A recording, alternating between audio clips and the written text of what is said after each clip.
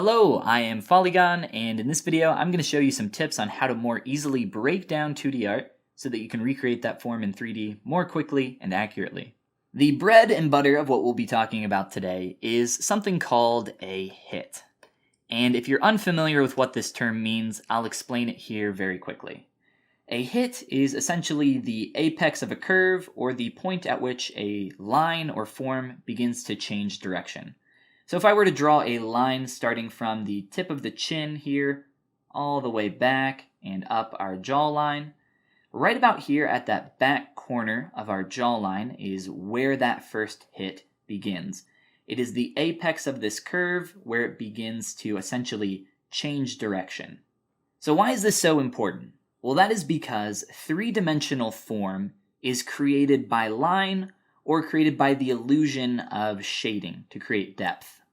So that means that line, or the silhouette of our shape, is probably pretty important to the form that we're trying to create in 3D. So understanding where our surface or silhouette needs to turn is also incredibly important for creating our shapes accurately.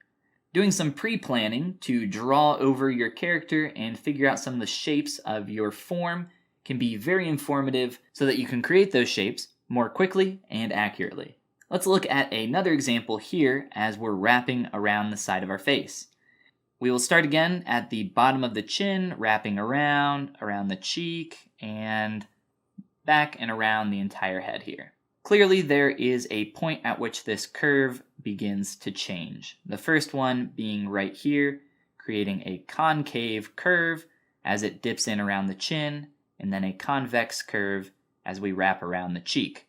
And then that kind of alternates as it goes around the head here. So these are the major kind of hits and breaks of this face, and understanding this as we move into 3D is going to help us greatly. Now for the basic shape of this head, we have only looked at the external lines thus far, but there are also some internal lines that we can look at that will help us quite a bit as well.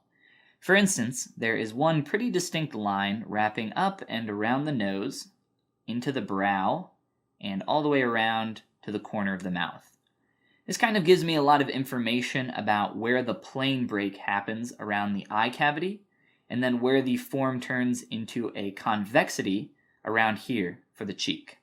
This also holds true as we wrap around to the other side, it's just that because of the perspective here, this form kind of disappears and we can't really see that line continue. So taking only a couple minutes to do a quick draw over while specifically thinking about hits can really help you understand the shape that you're trying to create. Now when you hop into 3D, you'll really be thinking about the silhouette of your form and even some of those internal plane changes.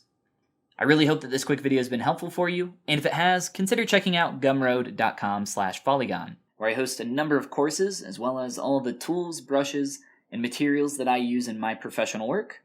Check it out, and I will see you guys in the next video. Have a great day.